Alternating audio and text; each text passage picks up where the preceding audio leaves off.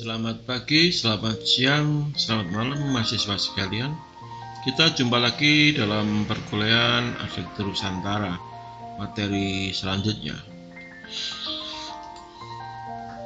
Bahwa kita kemarin sudah kita bicarakan tentang bagaimana masa bangunan daripada Arsitektur Nusantara. Ya. Hari ini akan kita bahas tentang bagaimana identitas dan bentuk arsitekturnya. Kemarin sudah kita singgung sedikit tentang identitas, bagaimana identitas dikaitkan dengan Tuhan, muncullah sebuah tradisi yang mencirikan identitas sebuah arsitektur, sehingga bentuknya bisa beraneka macam. Jadi arsitekturnya munculnya, hadirnya bisa beraneka macam.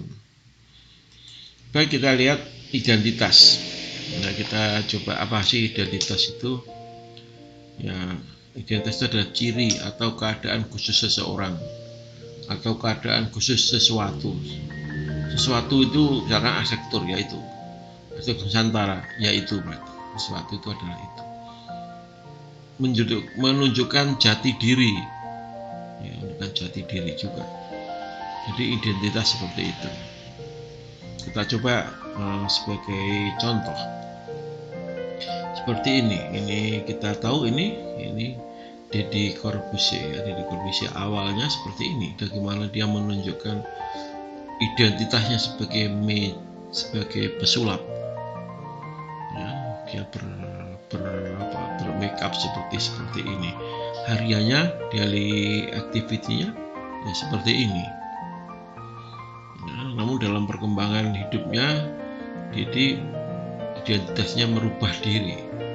Nah, untuk merubah jadi seperti gini bukan main, beratnya. Bagaimana?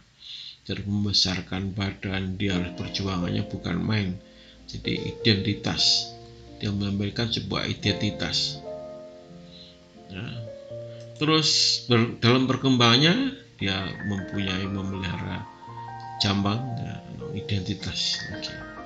Jadi untuk identitas seseorang itu seperti ini, bisa seperti ini. Kalau kita lihat ini shape cantik kita, ya sebenarnya dengan identitas kecantikannya sudah cukup bisa memberi identitas. Kemudian dia kurang puas, dia menghadirkan dengan tatonya, dengan ciri tato yang seperti ini. Adanya ya di shape Renata ini. Nah, ini ya jadi identitas. Bagaimana dengan kita, tradisi yang kemarin sudah kita Jawa, identitasnya bagaimana? Ya pakaian seperti ini identitasnya. Ya, kalau ini Bali, identitasnya seperti ini. Ya, kalau ini Batak, ya seperti ini. Masing-masing punya identitas. Identitas kaitan dengan apa tadi? Dengan tradisi. Muncullah identitas ini tercermin dalam sebuah tradisi. Kalau ini identitas individu. Nah, individu. Ya, masing-masing silahkan. Kalau Anda mungkin ingin rambutnya merah, dicat ya dikasih. Tapi itu tunjukkan bahwa itu identitas Anda. Jangan nyontoh. Ya, saya nyontoh seperti ini ya nggak bisa. Saya perutnya udah besar ya, sulit berjuang untuk mencapai seperti ini, bukan main berat. Jadi gitu ya pentingnya sebuah identitas. Nah, kalau di Nusantara identitas tersebut tercermin di dalam sebuah tradisi yang ada di dalam kehidupan keseharian. Ini identitas dalam kehidupannya. Sekarang bagaimana dengan arsitekturnya? Ya, ini identitasnya. Joglo, identitas sebagai arsitektur Jawa. Ini Joglo juga. Ya, ini di Waingapu. Ya, Joglonya lain, lebih tinggi. Ya, ini identitas juga. Ini Toraja. Ya, juga dia menunjukkan identitasnya. Masyarakat Toraja, Sulawesi. Ini juga Minang, terkenal sekali, bukan main. Ya, banyak sekali Selain ini tadi, bentuk itu sendiri menjadi sebuah identitas, maka seperti tadi sama shape prenatal tadi ada tato. Nah, di arsitektur sendiri juga punya identitas yang bersebut ukiran. Ya, ukiran gini, ini menjeblengkan di mana yuk? Nah, ini banyak di ragam hias ini di Jawa biasanya seperti ini. Bali, Jawa hampir sama. Ya, kalau ini di mana? Ini Papua, ya. Ukirannya bisa dilihat bentuknya. Ini ciri khas betul, mencirikan khas identitas Papua dalam ragam hias. Kalau ini Toraja. Ya, ragam hiasnya berbeda. Ya. Nah, kalau ini, ayo Dayak. Identitasnya bisa dibandingkan, bisa dilihat. Kalau ini Batak. Nah, jadi ini selain bentuk itu sendiri menjadi sebuah identitas, maka dia juga menghadirkan ragam hias itu sendiri, mencirikan tradisinya masing-masing. Ya, seperti ini. Kalau sekarang ada batik, ya, baju batik, ada batik Maduro, batik mana, ya, kesempatan ya berinovasi dalam mencari identitas dengan batik di wilayah masing-masing tentunya. Nah, gitu ya. Jadi identitas itu penting sekali dalam berarsitektur Nusantara maupun arsitektur sekarang, ya. Tentunya kalau Anda nanti sudah jadi arsitektur beneran, ya, Anda harus punya identitas desain Anda itu seperti apa, ya. Gitu ya. Jadi ini ada bentuk juga sebagai identitas, ukiran juga bisa dipakai sebagai sarana identitas. Ya, kita lihat, selain kita lanjutkan ke permasalahan yang lain adalah terkait dengan bentuk itu sendiri. Tadi bentuk menjadikan sebuah bagian dari identitas. Ya, kita lihat ini. Nah, jadi apa nih? Jola. Ini bentuknya jola, ini jola beneran ini seperti ini. Namun kalau seperti ini gimana bentuknya? Jola bukan ini. Ya, jola tapi dikrempengkan ya. Tapi ini bukan jola. Jola itu ya adalah yang ini. Gimana dengan ini? Ini jola gemuk ini. Ya, kan gimana? Yang mana jola? Tentu yang ini. Ya, ini bukan. Jadi bentuk ini penting, ya. Bentuk dalam sebuah desain itu penting. Menjadikan sebuah identitas. Demikian juga manusia, ukuran seperti ini juga demikian. Nah, ini contohnya apa ini? Rumah gadang. Ya, ini. Seandainya ini ramping, bentuknya gini, ini apakah ini rumah gadang? Bukan loh ya, jangan. Ini bukan. Rumah gadang itu proporsinya harus seperti ini. Perbandingannya tinggi dengan ini harus pas, harus sama. Kalau ini sih bukan rumah gadang karena terlalu ramping, terlalu ini. Gimana dengan ini ditarik gini? Ditarik panjang gitu. Bukan. Hati-hati dengan bentuk ini. Bentuk itu sangat penting sekali. Ya. Bentuk bisa menunjukkan sebuah identitas. Nah, misalkan Pak Gatot, itu dosen yang gemuk. Bentuknya jelas Pak Gatot. Jangan sampai ngomong Pak Gatot tapi bayangan Anda Pak Suryo, lain. Ya, tentu tidak ketemu. Pak Gatot itu yang kurus ya nggak mungkin. Bentuk. Nah, penting ya, bentuk ini sebagai identitas juga. Nah, manfaatkan bentuk saudara sebagai identitas saudara. Ya, ini tadi contohnya cewek tadi, dan arsitektur juga demikian. Jadi hati-hati kalau Anda mengambil gambar terus di-strike ya, hati-hati ya, jangan sampai tertarik seperti ini jadi lebar. Nah, tentu ini bukan rumah lamin, ini berbeda sudah, ya, tertarik sudah lain. amin lagi nih. Atau termasuk seperti ini ya, bukan ya tadi ya dengan bentuk. Terus apa sebenarnya yang ada di dalam bentuk itu sendiri? Nah ini coba, ini ada joglo di Jawa, di sini joglo tapi di Sumbawa. Nah, apakah ini strekan dari ini? Ya enggak, ini normal ya, skalanya normal ya. Jadi identitasnya jelas. Kalau ini namanya bentuknya adalah bentuk joglo Jawa. Kalau ini adalah bentuk joglo Sumbawa. Ya, jadi kalau sama ya berarti ya bukan joglo Sumbawa kalau ini pendek ya. Kalau dipotong gini berarti joglo Jawa yang di Sumbawa. Nah, gitu ya. Jadi tolong, bentuk ini juga salah satu identitas yang harus biasanya jadi sebuah perhatian khusus. Kalau orang kita berusaha untuk mengilmiahkan ya sebenarnya bentuk ini jadi sebuah rumusan matematis. Namun sulit ya, kadang-kadang sulit. Bagaimana proporsi bandingannya? Oke, kita lihat lebih jauh. Baik, kalau kita lihat bentuk tadi terkait dengan ukuran, ya, maka kita akan bicara namanya proporsi. Nah, misalkan gini, manusia ideal itu proporsinya seperti apa sih? Ya gitu ya pertanyaannya. Orang yang tampang itu seperti apa sih? Orang yang cantik itu, manusia itu bodinya seperti apa sih? Bentuknya seperti apa sih? Itu penting ya.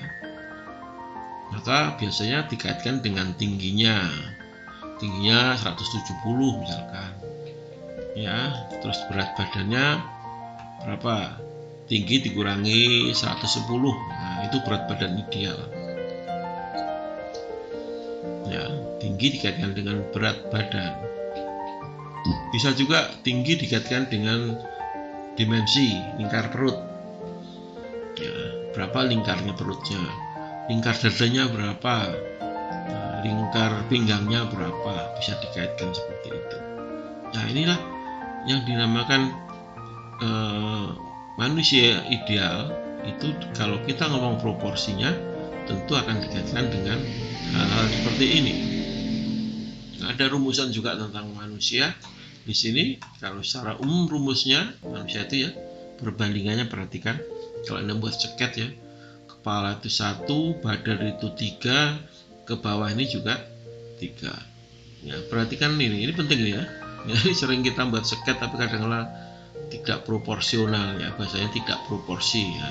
Ini ceket itu perbandingan seperti, jadi bagaimana kepala, badan, terus kaki, jadi perbandingannya 1 ya 3 3 1 3 3. Nah, jadi di sini kita lihatan bahwa kalau manusia itu kaitkan tinggi, berat dan sebagainya, tapi gimana dengan arsitektur, bentukan arsitektur sendiri, gimana proporsinya? Maka kalau kita ngomong bentuk dalam arsitektur, maka proporsi itu akan kita bicarakan bagaimana panjangnya, bagaimana lebarnya, dan bagaimana tingginya. Nah, yang bagus itu seperti apa sih? Yang proporsinya bangunan ini yang mencirikan dari bangunan tersebut berapa sih? Proporsinya seperti apa sih? Ya, bagaimana proporsinya orang Indonesia dengan proporsinya orang Eropa sih? Beda tentunya. Tentu perbandingan ini tinggi beratnya akan berbeda. Namun kalau Miss Universe itu mungkin internasional ya, mungkin sama ini. Oke, standarnya tentu ini dulu. Nah, bisa juga tinggi itu dikaitkan, bisa dibagi 1, 2, 3, ada kaki, badan, dan kepala yang jelas. Ya, mungkin juga ini diagonalnya juga bisa ditentukan, bisa menentukan dari proporsi. Ya, ini ya, jadi penting kaitannya ini. Ya, bentuk itu kaitannya tentu proporsi. Nah, saya telah mencoba dengan arsitektur Jawa, ya, Prosi Joglo Ponorogo. Saya sudah mencoba Gimana? Nah, ini joglonya seperti ini. Tadi sudah saya lihat ya, jadi kita coba. Jadi elemen A, B, X ini tingginya soko ini, lebarnya ini yang menentukan proporsi dari joglo ini. Berapa ini? Nah, ini setelah saya ambil dari beberapa sampel berapa objek joglo di Ponorogo, akhirnya saya bisa menyimpulkan bahwa B ini panjangnya adalah setengah panjang bantar penyela. Nah, Y ini. Jadi B ini panjangnya selalu setengah dari ini. Kalau boleh lebih ya tidak lebih dari keliling dari tiangnya, dari mulunya, dari ini ya, tidak mulu ini. Jadi ya ini di setengahnya ini. Ini saya lihat dari sekian sampel maka muncullah seperti itu. Dapat saya simpulkan proporsinya seperti itu. Kalau ini mulunya sama dengan Y, ya itu bukan joglo Ponorogo, ya terlalu gemuk dan sebagainya. C itu tingginya ini, itu sama dengan diagonal daripada ini. X sama Y, X akar dari X kuadrat dikurangi dengan Y kuadrat, ini diagonalnya ini. Ini sama dengan C. Ini tingginya kolom ini sama dengan diagonal ini sampai sini. Itu sudah saya coba, saya cek dari beberapa sampel, nah demikian. Kalau tingginya ini lebih dari diagonal ini ya berarti bukan joglo Ponorogo, karena tingginya ini 2 kali lipat, enggak, bukan terlalu tinggi ya, bukan. Ini sama dengan C, ya, sama dengan diagonal ini. Nah, jadi A itu sama dengan C. Ini akhirnya saya bisa menetapkan proporsi joglo di Ponorogo. Demikian juga tipe-tipe yang lain di Ponorogo sudah saya tetapkan, jadi menjadi ada tipe Bucu, ada Sinom, Dorogepak, dan Serotongan. Nah, tipenya proporsinya bisa seperti ini.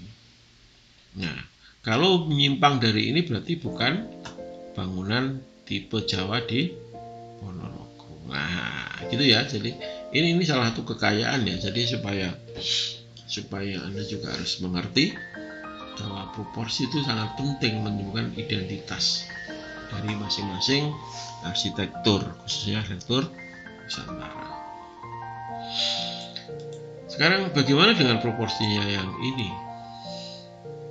Bangunan ini gimana? Jelas simetris, jelas. Nah, terus sekarang berapa kira-kira perbandingannya ya, itu biar diteliti yang lain atau tokoh yang lain. Bagaimana dengan rumah ini, bagaimana dengan bangunan yang ini, proporsinya seperti apa, bagaimana dengan ini, proporsinya gimana. Yang sekarang saya lakukan ini di daerah Lombok ya, ini Bali Alang ini saya mencari proporsinya ini ternyata belum bisa kita temukan.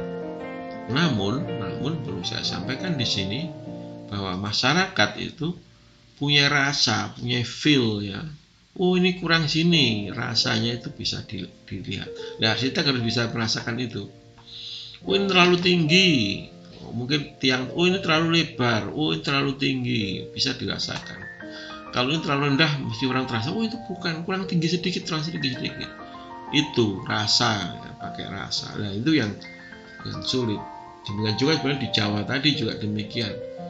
Jadi rasa itu juga terlibat dalam menentukan sebuah bentuk atau proporsi daripada arsitektur Nusantara. Itu ya.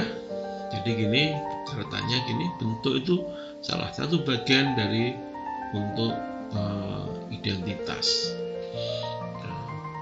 Demikian juga mungkin adanya ragam hias yang lain, ukiran dan sebagainya adalah bagian dari identitas sebuah arsitektur, khususnya arsitektur Nusantara.